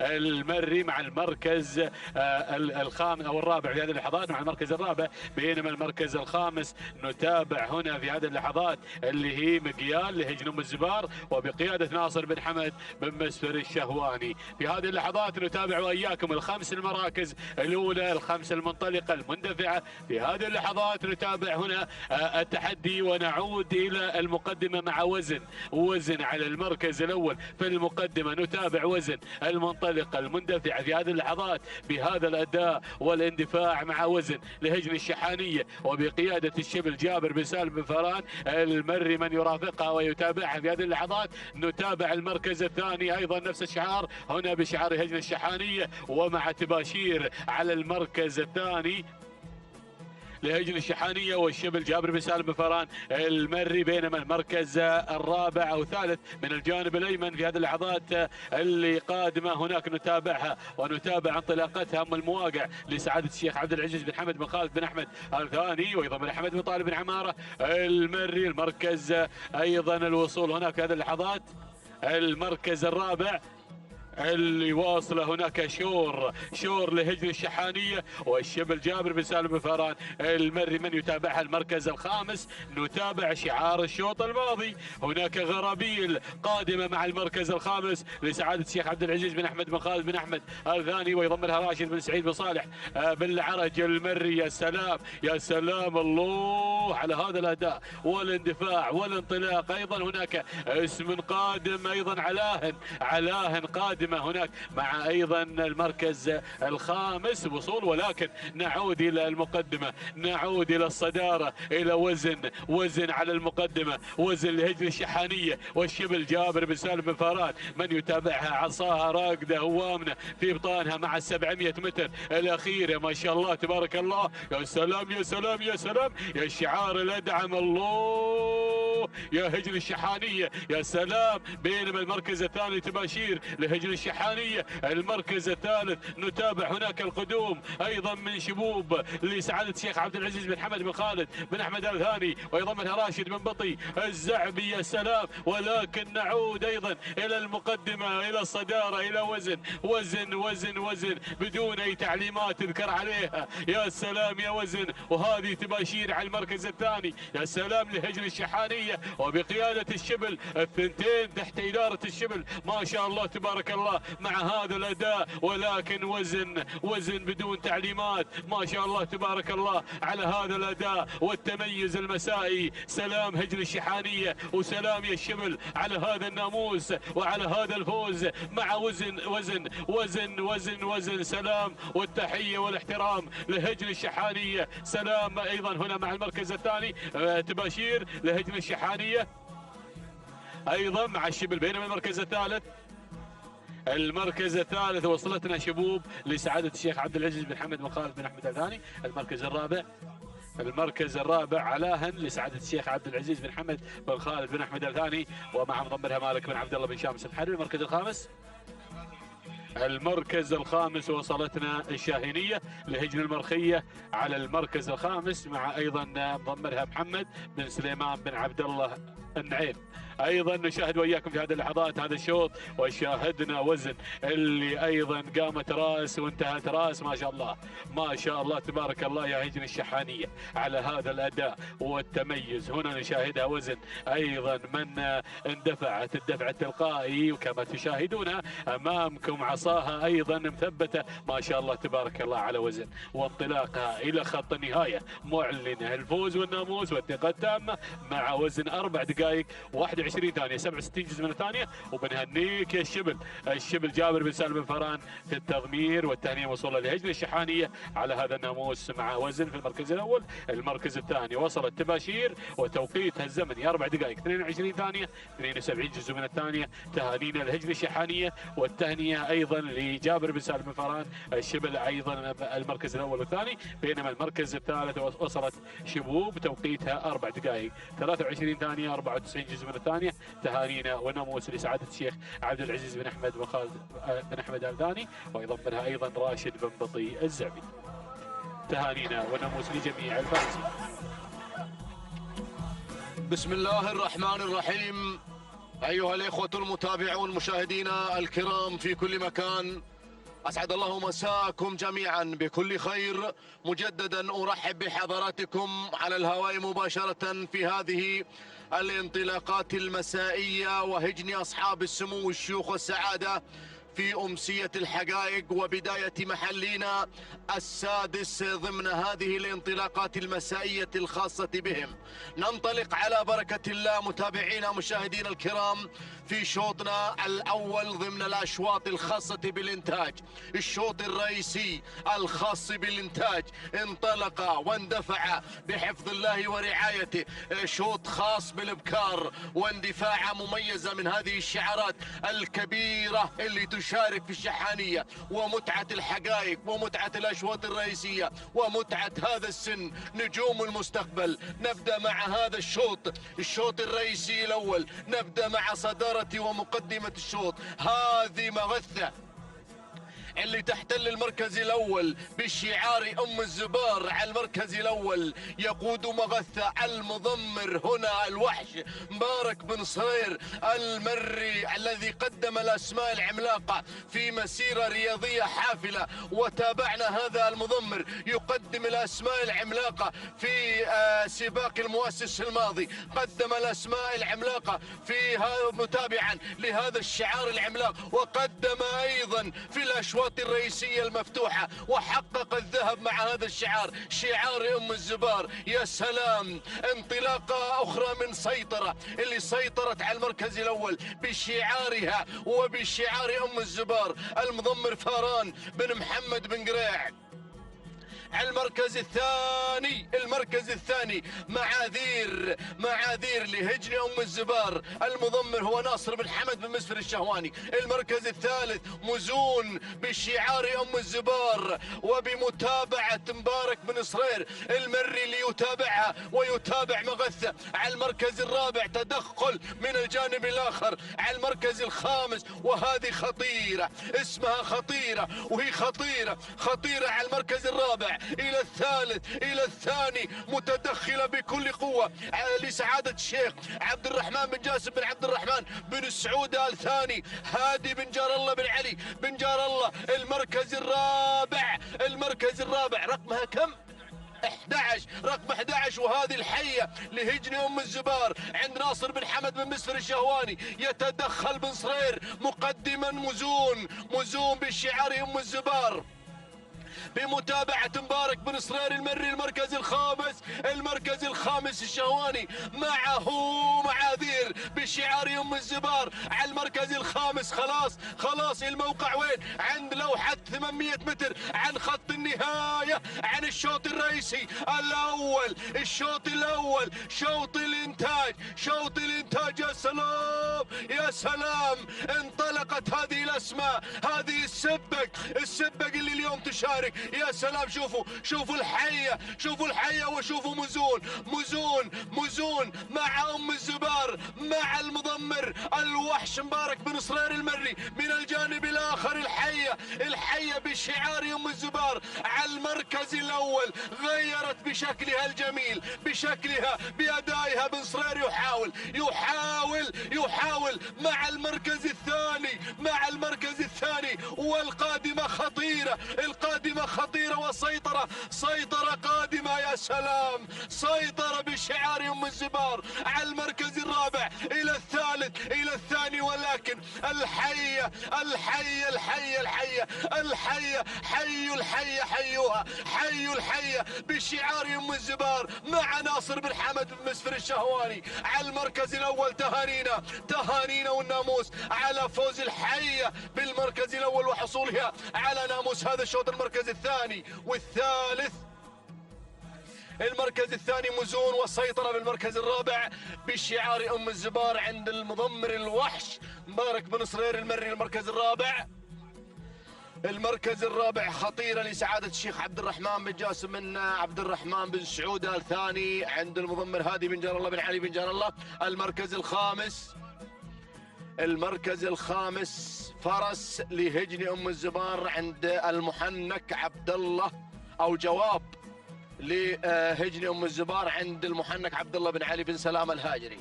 متابعينا مشاهدينا الكرام، كانت هذه متعة الشوط الرئيسي الأول الخاص بالإنتاج، وشوط رئيسي حساس في هذا المساء، له جمهوره الخاص وله نكهة غير وطعم غير وناموس غير. شوط رئيسي يعتبر من الأشواط الرئيسية الخاصة بسن الحقائق. 4 دقائق 25 ثانية 16 جزءا من الثانية هو توقيت صاحبة المركز الأول. كم رقمها؟ الحية لهجن ام الزبار عند المضمر ناصر بن حمد بن مسفر الشهواني المرعب الصغير، قادها بكل ثقة في الشوط الرئيسي الأول. المركز الثاني مزون على المركز الثاني بشعار هجن ام الزبار. 4 دقائق 25 ثانية 76 جزء من الثانية. المركز الثالث سيطرة بشعار ام الزبار 4 دقائق 26 ثانية وفاء وتماما، كلاهما مع المضمر الوحش مبارك بن محمد بن علي الجربوعي المري، معروف مبارك بن صرير المري الذي قادها بكل ثقة في هذا الشوط الرئيسي الأول. لأستمر معكم متابعينا مشاهدينا الكرام معلقا على الشوط الأول الرئيسي الخاص بالقعدان، شوط لا يقل أهمية عن شوطنا الماضي، شوط له نكهة خاصة، له ناموس غير، له طعم غير. في هذا المساء الرئيسي ننطلق على بركة الله معلنين انطلاقنا في هذه المسافة، مسافة 3 كيلومترات، بالتوفيق للجميع إن شاء الله، لكل عشاق الأصالة، لكل المتابعين، لكل المضمرين، الشباب اللي يقدمون الأسماء العملاقة في هذا المساء. يا سلام، المركز الأول رقم 1 المجهر على المركز الأول بشعار أم الزبار. على المركز الأول المضمر هو فاران بن محمد بن حمد بن قراع المري. المركز الثاني مرحبا بشايش، هذا هو شايش، هذا وصيف الرمز في سباق المؤسس. أعرف شايش، أعتقد بأن هذا الاسم خطير في هذا الشوط، هذا الاسم خطير. شايش هجن أم الزبار عند المضمر الوحش مبارك بن صرير المري. المركز الثالث الوسمي لسعادة الشيخ محمد بن عبد الله بن عبد الرحمن الثاني. المضمر هو هادي بن جار الله بن علي بن جار الله. المركز الرابع رداد لهجن ام الزبار عند ناصر بن حمد بن مسفر الشهواني، يضمره ويضمر اللي يليه مباشرة مشرف بشعار ام الزبار. هذه نتيجة مبدئية من هذا الشوط الرئيسي، الشوط الأول، الشوط الحساس، شوط الإنتاج. يا سلام، اليوم الشوط الرئيسي لمن يا سلام. هذا هو المجهر يحمل الرقم 1 حاملا لشعار يم الزبار، المؤسسة العملاقة، المؤسسة الكبيرة. يا سلام، انتاج يم الزبار هناك بمحمية يم الزبار بمنطقة ذرب. يا سلام، يحتفلون بوجود هذه الأسماء، يحتفلون بوجود هذه الأسماء العملاقة تشارك في الشحانية مع الكبار. يا سلام، على المركز الأول كما أعلنا المجهر، لكن المركز الثاني شايش وصيف الرمز يا بن صهير في سباق المؤسس. يعني خطير، حط ترشيحك عليه يا ابو سعد، حط الترشيح عليه واللي فيها. المركز الثاني شايش بشعار يم الزبار عند مبارك بن صهير، الوحش يقود شايش. لازلنا مبكرا يا بن صهير، لازلنا مبكرا. هذا هو شايش بالمركز الأول. المركز الثاني المجهر بشعار يم الزبار. المركز الثالث إرسال، لقط الإرسال في هذا الموقع لسعادة الشيخ عبد العزيز بن حمد بن خالد بن أحمد آل ثاني مع بن برقان. المركز الرابع القادم بكل قوة، رداد خطير، رداد مع المرعب الصغير ناصر بن حمد بن مسفر الشهواني. المركز الرابع المتدخل بكل قوة، نبه لسعادة الشيخ سعود بن عبد الله بن عبد الرحمن آل ثاني مع هادي بن جار الله. ولكن نعود إلى شايش يا بن صهير، إلى شايش يم الزبار. جود افترنون لبن صهير، مساء الناموس يا بن صهير، مساء الإبداع في هذا اليوم. هذا هو اللي قدم عتيم. طمني على عتيم يا بن صهير، طمني على صديقي عتيم، أين هو؟ أهو بخير عتيم؟ هذا هو شعار عتيم ومضمر عتيم. الله، تهنئة لبن صهير على هذا الفوز، على فوز المركز الأول وحصول شايش على ناموس الشوط الأول. تهانينا والناموس، وتهنئة خاصة لأم الزبار هناك ومحمية درب وإنتاج أم الزبار، الإنتاج القوي، الإنتاج المعروف. تهانينا والناموس، تهنئة للوحش مبارك بن صهير المري الذي قاده بكل ثقة مع هذا الفوز المستحق شايش. تهانينا والناموس. المركز الثاني رداد لهجن أم الزبار. المركز الثالث للداغ لسعادة الشيخ عبد العزيز بن حمد بن خالد بن أحمد آل ثاني عند بن برقان. المركز الرابع نبه لسعادة الشيخ سعود بن عبد الله بن عبد الرحمن آل ثاني عند هادي بن جار الله بن علي بن جار الله. المركز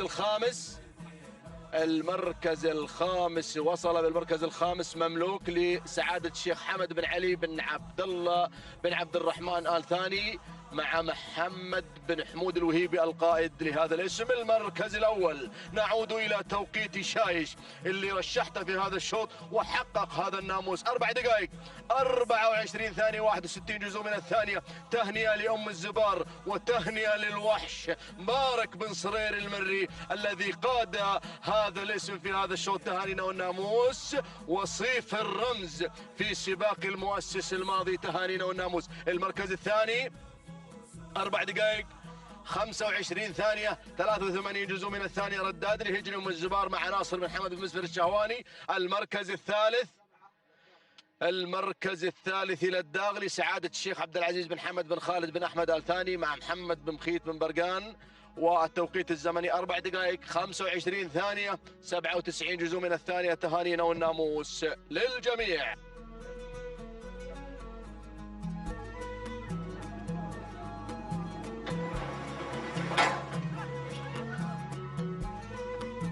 السلام عليكم ورحمة الله وبركاته أيها الأخوة مشاهدينا ومتابعينا الكرام. انطلق الشوط 11 وهو شوط الانتاج نتابع واياكم في هذه اللحظات. نتابع هنا الانطلاق مع هذه الشعارات ونتابع المسافه 3 كيلومترات والمراكز المتقدمه. نتابع العبيه على المقدمه وعلى الصداره على المركز الاول لهجن ام الزبار وبقياده مبارك بن صرير المري. نتابع في هذه اللحظات، بينما النقله على المركز الثاني والمركز الثاني نتابع الغزيل اللي بدات تتسلل في هذه اللحظات الى المقدمه جنبا الى جنب مع العبيه هنا لهجن ام الزبار وبقياده فران بن محمد بن قريع المري. نتابع هذه اللحظات المركز الثالث، نتابع اللي في المركز الثالث اشواق على المركز الثالث، نتابعها لهجن ام الزبار وبقياده فران بن قريع المري في هذه اللحظات.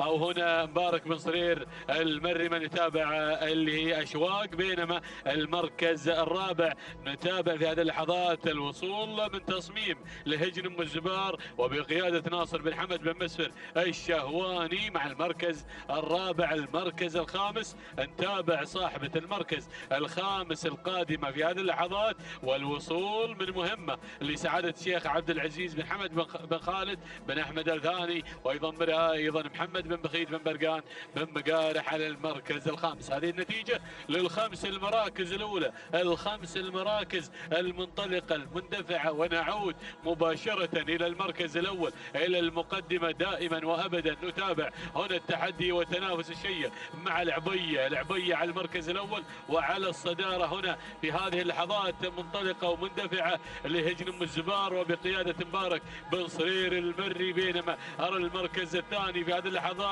والوصول هنا في هذا الانطلاق. نتابع المركز الثاني، نتابع هناك اللي قادمه بكل قوه اللي الغزيل لهجن ام الزبار وبقياده فران بن قريع المري. بينما المركز الثالث نتابع هنا المركز الثالث والوصول من تصميم لهجن ام الزبار وبقياده ناصر بن حمد بن مسر الشهواني. المركز الرابع نتابع هناك اشواق لهجن انتاج ام الزبار وبقيادة أيضا هنا في هذه اللحظات اللي قادمة يا سلام مع مبارك بن صرير المري. المركز الخامس نتابع أيضا النويعس هنا في هذه اللحظات لسعادة الشيخ عبد العزيز بن أحمد بن مبارك العبد الرحمن الثاني ويضمرها عبد الله بن سالم بن فهد الملامقة الهاجري مع المركز الخامس. نتابع وإياكم في هذه اللحظات هذا الانطلاق والاندفاع، ولكن بنعود إلى المقدمة وإلى الصدارة. يا سلام يا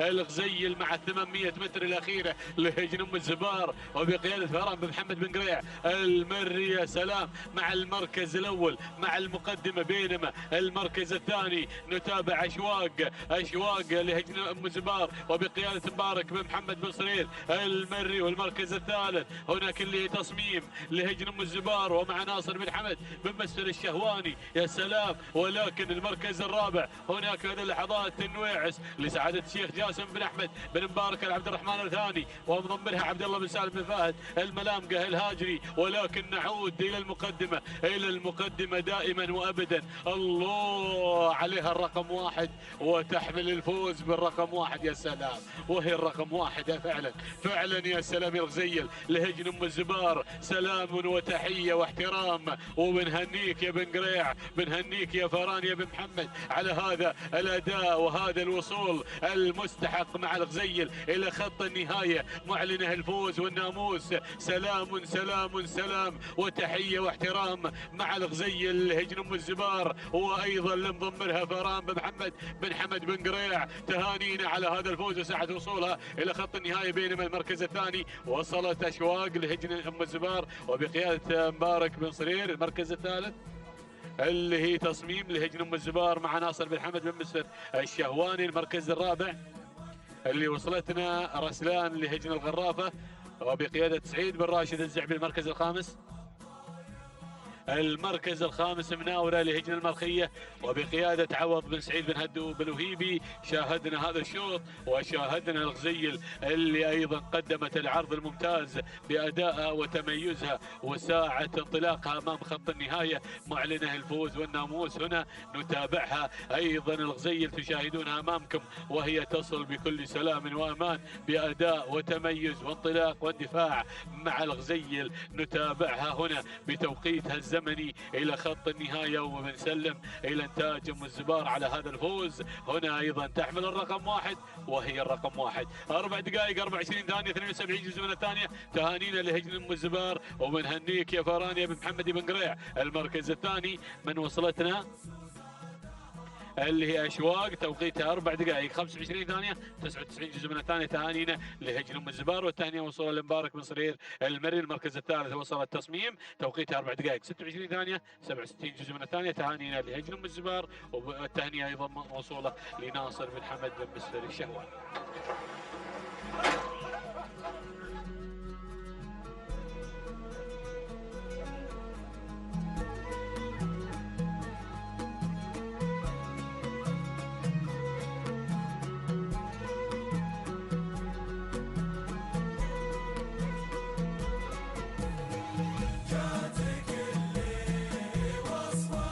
بسم الله الرحمن الرحيم. بسم الله وعلى بركة الله. مشاهدينا الكرام متابعينا الأفاضل، انطلق على بركة الله وتوفيقه شوطنا الثاني عشر من مجموع أشواطنا في هذا المساء في منافسات وتحديات جميلة ضمن منافسات سباق المحل السادس على ميدان الشحانية لسباقات الهجن. ينطلق هذا الشوط بجديد التحدي والإثارة مع أشواط الإنتاج بتحديات هجن أصحاب السمو الشيوخي والسعادة. نتمنى التوفيق لكل الأسماء المنطلقة في هذا الشوط، وشوطا للقعدان مع سن الحقائق وهنا 3 كيلومترات الحاضرة في منافسات هذا المساء. نبدأ مباشرة بالتعرف على ال5 المراكز المتقدمة مع المركز الأول والصدارة. نتابع البداية. هذا هو عاني من هجن أم الزبار يتقدم في هذا الشوط ويضمره مبارك بن محمد بن علي الجربوع المري اللي قدم عاني في هذا الشوط، بينما النقلة مع المركز الثاني. وصل في ثاني المراكز مشاهدين الأعزاء داهم وتعود ملكيته لسعادة الشيخ مشعل بن عبد الله بن عبد الرحمن الثاني هادي بن جار الله بن علي بن جار الله من يتابع في عملية التضمير. النقلة مع ثالث المراكز. في المركز الثالث وصل في هذه اللحظات مشاهدينا الاعزاء وتابع الاسم القادم. هذا هو مداهم مشاهدينا الاعزاء الذي بدا يتقدم او من هناك رعد. يصل في هذا الشوط لسعادة الشيخ حمد بن علي بن عبد الرحمن الثاني محمد بن حمود بن عبد الله الوهيبي من يتابع في عملية التضمير. ناخذ المركز الرابع. في رابع المراكز مشاهدينا الاعزاء وتابع التواجد والانطلاق من السيج من هجن أم الزبار عبد الله بن علي بن سلامة الهاجري. وصل مشاهدينا الاعزاء بن سلامة ليتقدم مع السيج. وفي المركز الخامس تابع التواجد في هذه اللحظات من عديم من هجن أم الزبار مبارك بن محمد بن علي الجربوع المري. هذه نتيجتنا لل5 المراكز المتقدمة لل5 الأسماء المندفعة في هذا الشوط. ولكن نعود إلى البداية، نعود إلى المقدمة والصدارة لنتابع تحديات البداية مع المركز الأول والصدارة.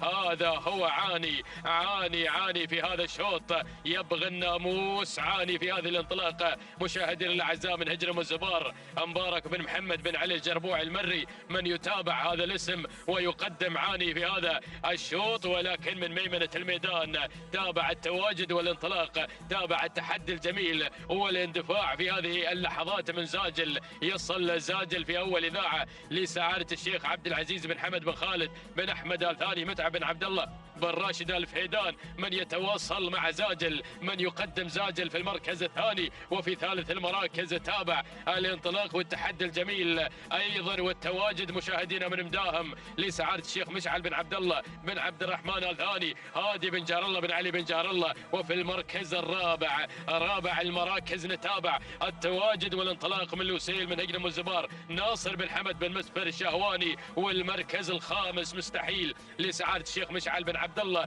بن عبد الرحمن الثاني، هادي بن جار الله بن علي بن جار الله. هذه النتيجة مع الأجواء النهائية، مع الأجواء النهائية من عمر الشوط، والثنائي الجميل نتابعه مع الزاجل وعاني. عاني والزاجل في منافسة والأروع على خط البداية، ولكن زاجل الله يا زاجل، زاجل اللي انطلق مع الناموس حضر في هذا المساء وتحرك نحو خط النهاية ليؤكد حضوره في هذا المساء مع هذا العرض المميز. سلام يا زاجل، سلام، تهانينا والناموس لسعادة الشيخ عبد العزيز بن حمد بن خالد بن أحمد الثاني، والتهنئة موصولة لمتعب بن عبد الله بن راشد الفهيدان المري اللي قدم زاجل في تحديات هذا الشوط. تهانينا والناموس، وأسعد الله مساك على تحقيق زاجل لناموس هذا الشوط. بينما المركز الثاني من وصل المشاهدين الاعزاء عاني من هجن الزبار مبارك بن محمد بن علي الجربوع المري. وفي المركز الثالث كان الوصول من مستحيل لسعادة الشيخ مشعل بن عبد الله بن عبد الرحمن الثاني، هادي بن جار الله بن علي بن جار الله من قدم مستحيل مع المركز الثالث. وفي رابع المركز الرابع كان الوصول من لوسيل بن هجن الزبار ناصر بن حمد بن مسفر الشهواني. المركز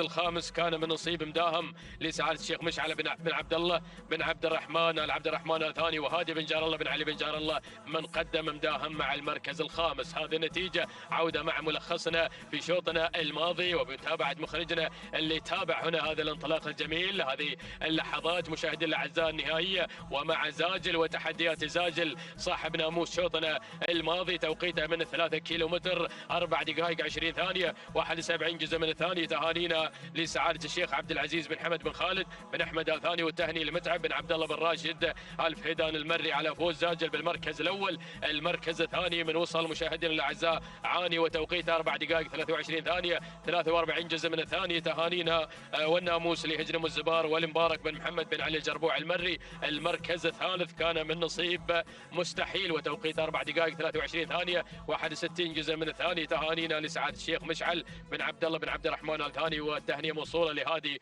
بن جار الله بن علي بن جار الله المري.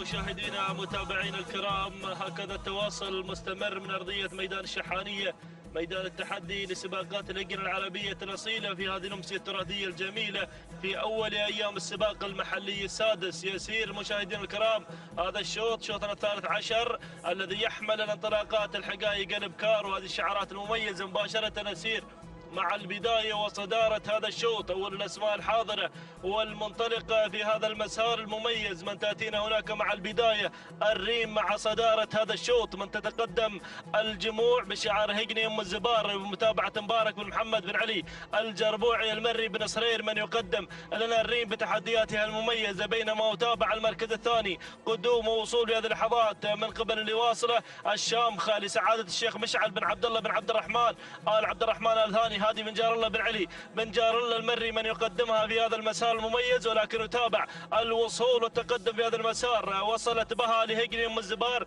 وبمتابعة مبارك بن محمد بن علي الجربوعي المري من يقدم لنا بها. بينما يتابع المركز الخامس والرابع من ميمنة الميدان من تتقدم هناك غدير لهجني ام الزبار وبمتابعة فاران بن محمد بن حمد بن قريع المري. المركز الخامس وصول وتقدم في هذا المسار من بحرية لسعادة الشيخ عبد العزيز بن حمد بن خالد بن احمد ال ثاني، ويضمرها محمد بن برقان المقارح من يتابع هذا الشعار مع المركز الخامس. هكذا هي الاسماء المتقدمه الاولى في هذا الانطلاق المميز والجميل الحاضره بتحدياتها الرائعه والجميله. ولكن عوده مع البدايه، نعود مع المركز الاول وصداره هذا الشوط. الريم من تغير في هذه اللحظات وتتقدم في هذا المسار المميز بتحدياتها الرائعه والجميله بشعار هجني ام الزبار وبمتابعه بن صرير من يقدم لنا تحديات الريم مع المركز الاول وصداره هذا الشوط. بينما أتابع المركز الثاني ايضا بها مع المركز الثاني لهجني ام الزبار ومتابعه مبارك بن محمد بن علي الجربوعي المري. المركز الثالث وصول وتقدم في هذه اللحظات من قبل اللي واصله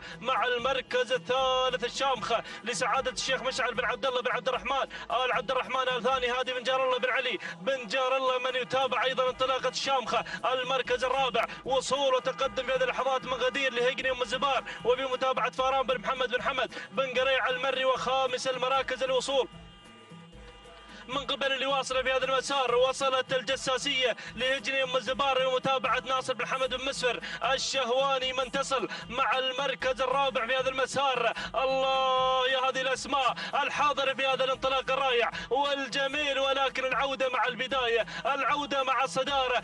الريم مع المركز الاول من تتقدم الجموع في هذه اللحظات بقياده هناك مع البدايه، قياده حكيمه ايضا لهذا الشعار. وايضا الريم من تقود هذه الاسماء مع المركز الاول بشعار هجري ام الزبار وبمتابعه الوحش ايضا مبارك بن محمد بن علي الجربوعي المري يتابع هذا الشعار هناك مع المركز الاول. الله يا سلام، الريم مع البدايه. بينما اتابع هناك الجساسيه تحاول مع المركز الثاني ليجري ام الزبار ويتابع المرعب الصغير ناصر بن حمد بن مسفر الشهواني. والمركز الثالث وصول وتقدم في هذه اللحظات من مطله تصل في هذه اللحظات لسعاده الشيخ علي بن حمد بن علي ال عبد الله الثاني علي بن فاران بن علي بن حمد المري من يتابع هذا الشعار. ولكن العوده مع البدايه، الريم مع المركز الاول، الريم مع صداره هذا الشوط. ال 400 متر النهائيه والاخيره من عمل هذا الشوط. هناك الريم مع البدايه، ريم الفلا رمز العطاء هناك مع المركز الاول تقدم لنا هذا العرض المميز والجميل بشعار هجري ام الزبار وبمتابعه الوحش ايضا من يتابع هذا الشعار، يتابع هذا التقدم المميز. مبارك بن صرير يتابع لنا الريم بتحدياتها المميزه والجميله والرائعه والعرض المميز. سلام الريم، سلام هجري ام الزبار، سلام على هذا الفوز وهذا الانتصار، وسلام يا الوحش على هذه المتابعه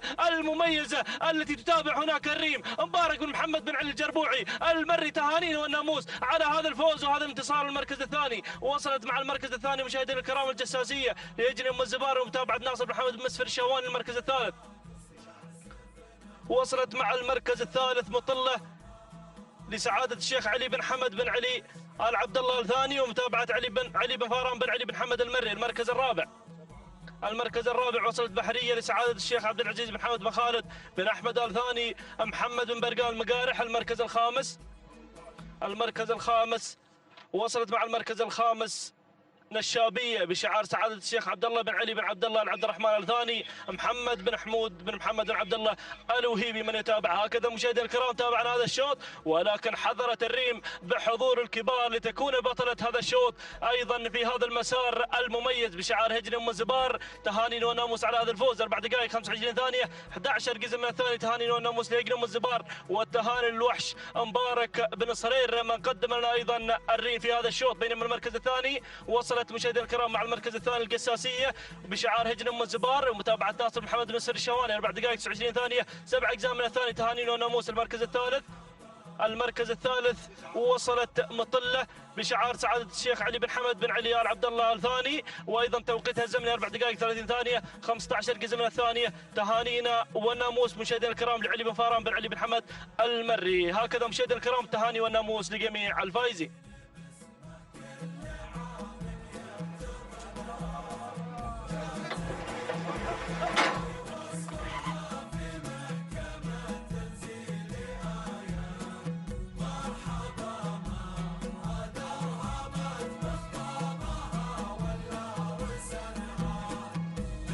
التواصل مستمر مشاهدينا ومتابعينا الكرام، تتواصل التحديات والإثارة من هنا من ميدان التحدي ميدان الشحانية لسباقات الهجنة العربية الأصيلة، ينطلق مشاهدينا الكرام على بركة الله الشوط الرابع عشر، وهو شوط مخصص للقعدان. نتابع انطلاقات هذا الشوط ونتابع ضمن أشواط الإنتاج والمنتجين إنتاج الشيوخ أصحاب السمو الشيوخ والسعادة. نتابع مشاهدينا الكرام المقدمة والمركز الأول حالوت لهجن أم الزبار بمتابعة حمد بن سالم بن بريك المري. من يتابع حالوت على البداية والمقدمة، بينما المركز الثاني فجاج لهجن أم الزبار بمتابعة مبارك ومحمد بن علي بن صرير المري يتواجد في المركز الثاني. والمركز الثالث نجد في هذه اللحظة الوصول والتقدم من قبل الفلكي لهجن أم الزبار بمتابعة الشاب المحنك عبد الله بن علي بن حمد بن سلامة الهاجري. بينما المركز الرابع ناخذ المركز الرابع، نتابع الوصول في هذه اللحظات والتقدم من قبل شعار هجن أم الزبار بمتابعة عبد الله بن علي بن حمد بن سلامة الهاجري. وخامس المراكز وخامس المنطلقين في هذا الانطلاق جبل لهجن أم الزبار وحمد بن سالم بن حمد بن بريك المري. هذه النتيجة مشاهدينا الكرام للمراكز الخمسة الأولى مع ندان الأول عبر شاشة قناة الريان الفضائية. ونعود بحضراتكم إلى فجاج. فجاج يحتل المركز الأول ويتواجد في صدارة هذا الشوط. فجاج من هجن أم الزبار بمتابعة مبارك ومحمد بن علي بن صرير المري الوحش يتواجد في البداية من خلال هذا الأداء الكبير مع فجاج، ولكن شعار هجن أم الزبار مع الفلكي في المركز الثاني بمتابعة المضمر عبد الله بن علي بن حمد بن سلامة الهاجري. وهنا وصول مميز وانطلاق من قبل دالوب لسعادة الشيخ محمد بن عبد الله بن عبد الرحمن آل عبد الرحمن الثاني وهادي بن جار الله بن علي بن جار الله المري في المتابعة والتضمير، ولكن متباهي يصل في هذه اللحظة، يصل متباهي مع لائحة 1200 متباهي من هجن أم الزبار ومبارك ومحمد بن علي الجربوع المري. ناخذ المركز الخامس لنتابع مناور، بدأ يناور بانطلاقاته وبتواجده على خامس المراكز لسعادة الشيخ محمد بن جاسم بن عبد العزيز بن جاسم الثاني وحمد بن محمد بن هادي الجربوع المري. هذه المراكز الخمس الأولى مع تحديات الصغار مسافة 3 كيلومترات. عبرنا مشاهدي الأعزاء 2 كيلومترات مع الكيلو المتر الأخير. نتابع الكيلو المتر الأخير، دخلنا أجواء من خلال هذا التحدي من خلال هذه الإثارة، ولكن نتابع البداية مع دالوب على الصدارة. دالوب مشاهدي الأعزاء لسعادة الشيخ محمد بن عبد الله بن عبد الرحمن آل عبد الرحمن الثاني وهادي بن جار الله بن علي بن جار الله المري في المتابعة. ولكن القادم مشاهدي الأعزاء شعار أم الزبار القادم مع المركز الثاني من خلال المشهر لهجن أم الزبار وفراب محمد بن حمد بن قريع المري مع انطلاقة المشهر في المركز الثاني. ولكن الصدارة مع دالوب مشاهدي الأعزاء صامد حتى هذه اللحظة، صامد بناموس هذا الشوط. هذا هو دالوب في الكادر الأعلى، ينطلق بناموس هذا الشوط، يخطف الناموس المميز. تهانينا والناموس لسعادة الشيخ محمد بن عبد الله بن عبد الرحمن آل عبد الرحمن الثاني على فوز دالوب المركز الأول وتحقيق بناموس هذا الشوط. هذا هو دالوب وهادي بن جار الله بن علي بن جار الله في المتابعة. ولكن القادم الله يا جلاد، وصل جلاد ليعلن التحدي بالأمتار الأخيرة، ولكن دالوب يحسم الموقف. مشاهدي الأعزاء تهانينا والناموس لسعادة الشيخ محمد بن عبد الله بن عبد الرحمن الثاني. المركز الثاني دالوب او جلاد لسعادة الشيخ عبد العزيز بن حمد بن خالد بن احمد الثاني. والمركز الثالث كان الوصول مشاهدي الاعزاء من قبل حالوت الهجن أم الزبار. والمركز الرابع حل فيه مشاهدينا الاعزاء متباهي الهجن أم الزبار. وخامس المراكز جاء في مشاهدينا الكرام حملان لسعادة الشيخ عبد الله بن علي بن عبد الله آل عبد الرحمن الثاني. إذا مشاهدي الأعزاء هذه المراكز الخمسة الأولى في هذا الشوط في أشواط الإنتاج والمنتجين إنتاج أصحاب السمو الشيوخ والسعادة. تابعنا في هذا الشوط دالوب يحضر بشعار سعادة الشيخ محمد بن عبد الله بن عبد الرحمن آل ثاني بناموس هذا الشوط 4 دقائق 24 ثانية 94 جزء من الثانية هو توقيت دالو. تهانينا والناموس للمضمر هادي بن جار الله بن علي بن جار الله على هذا الفوز. بينما المركز الثاني جلاد لسعادة الشيخ عبد العزيز بن حمد بن خالد بن أحمد آل ثاني والمضمر محمد بن بخيت بن برقاب بن مقارح المري. التوقيت الزمني 4 دقائق 25 ثانية و92 جزء من الثانية. تهانينا والناموس. بينما المركز الثالث جاء فيه مشاهدينا الكرام ومتابعينا الفاضل حالوت الهجن والزبار وحمد بن سالم بن حمد بن بريك المري. في المتابعة والتضمير قدم حالوت ليخطف المركز الثالث في هذا الشوط بتوقيت وقدره 4 دقائق 28 ثانية و22 جزء من الثانية. تهانينا والناموس لجميع الفائزين.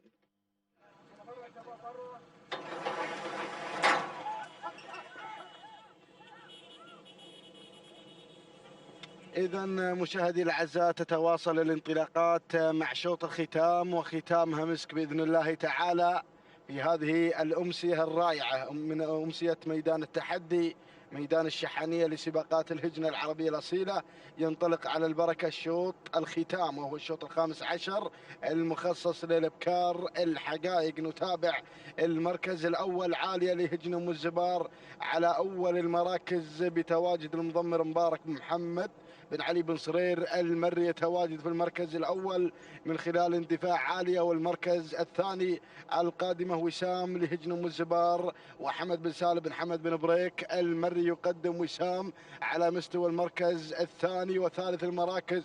نتابع حلب لهجن والزبار بتواجد المضمر الوحش مبارك بن محمد بن علي بن صرير المري يتواجد مع انطلاقة حلب في المركز الثالث والمركز الرابع. ننتقل مباشرة لنتابع رابع المراكز ورابع الأسماء الوصول من قبل الثقة لهجن والزبار ومبارك بن محمد بن علي بن صرير المري يتواجد في هذا الإبداع الجميل وحضور هذه الأسماء المميزة على مستوى رابع المراكز. وخامس المراكز ديار لهجن والزبار وبمتابعة المضمر المرعب الصغير ناصر بن حمد بن مسفر الشهواني يتواجد في المركز الخامس. هذه النتيجة مشاهدي الأعزاء للمراكز الخمسة الأولى لندانا الأول.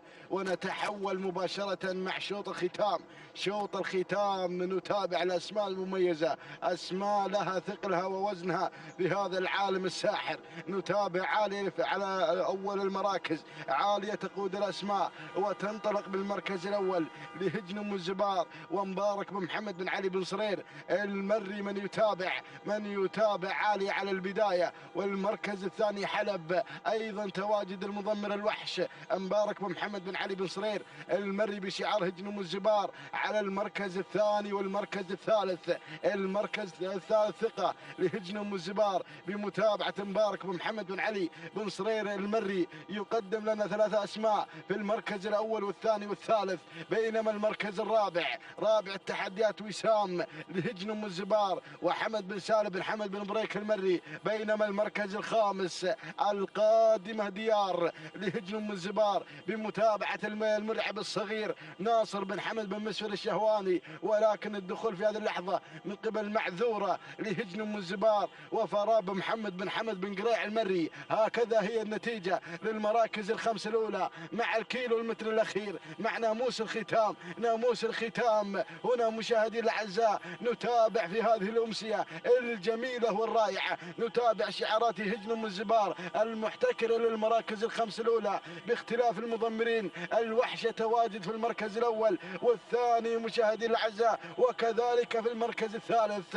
هنا من خلال هذا الأداء الجميل نتابع حلب على البداية. حلب تأتي على الصدارة وتنطلق بالمركز الأول لهجن والزبار وبمتابعة مبارك بن محمد بن علي بن صرير المري. ولكن الوصول يا سلام يا ثقة تصل بثقة الكبار بتحديات العمالقة لهجن والزبار ومبارك بن محمد بن علي بن صرير المري في التضمير والمتابعة. ولكن وصول اسم جديد بدأ ينضم إلى المراكز الخمس الأولى ويقتحم المراكز المتقدمة مع خيرة لسعادة الشيخ عبد الله بن عبد الرحمن بن سعود عبد الرحمن الثاني، وهادي بن جر الله بن علي بن جر الله في المتابعة والتضمير. هذه المراكز الثلاث الأولى المعلن لهذا الانطلاق، المعلنة لهذا التواجد، ولكن الصدارة حلم مع المقدمة، حلم مع ناموس الختام. هذه حلم مشاهدي الأعزاء، ولكن خيرة في الأمتار الأخيرة، خيرة مشاهدي الأعزاء، وجعل في الأمر خيرة. الله يا خيرة، هذه خيرة مشاهدي الأعزاء تنتزع الناموس.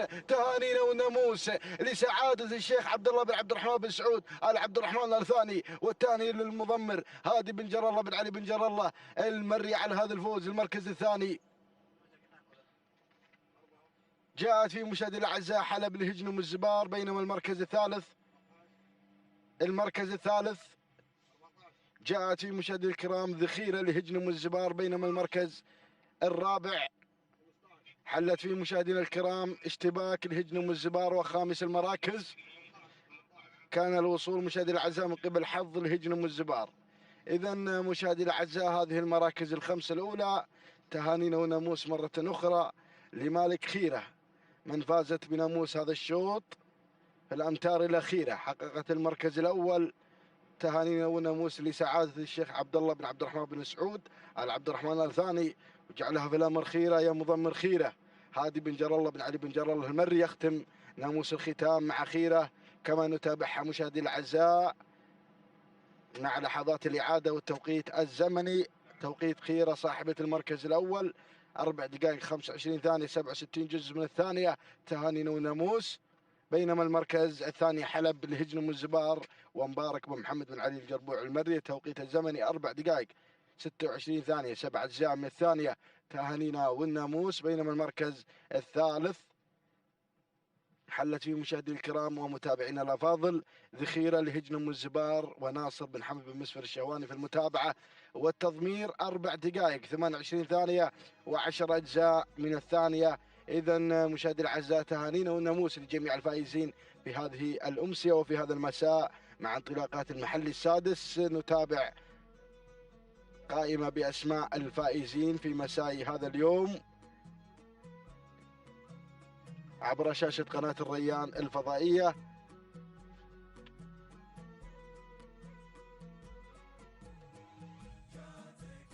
تهانينا والناموس إلى الملتقى في يوم الغد مع انطلاقات سن الحقائق الخاصة لأبناء القبائل والأشواط العامة. إذا مشاهدي الأعزاء نستعرض أسماء الفائزين في 15 شوط في هذا المساء لشعارات أصحاب السمو الشيوخ والسعادة. حضرت الشاعرة لتنطلق بشعار هجن المرخية وعوض بن سعيد الوهيبي، الحاصل على الشوط الرئيسي الأول مع الشاعرة، والتوقيت الزمني 4 دقائق 16 ثانية و45 جزء من الثانية. تهانينا والناموس. بينما أتى حامي لينتزع الشوط الرئيسي الخاص للقعدان. نتابع مشاهدي الأعزاء هذه الأسماء المتوجة في مساء هذا اليوم مع 15 شوط التي حملت فيها الإثارة والتحدي والندية. إذن في هذه اللحظات أشكر جميع الطاقم الفني لقناة الريان الفضائية. دمتم بحفظ الله ورعايته، والسلام عليكم ورحمة الله وبركاته.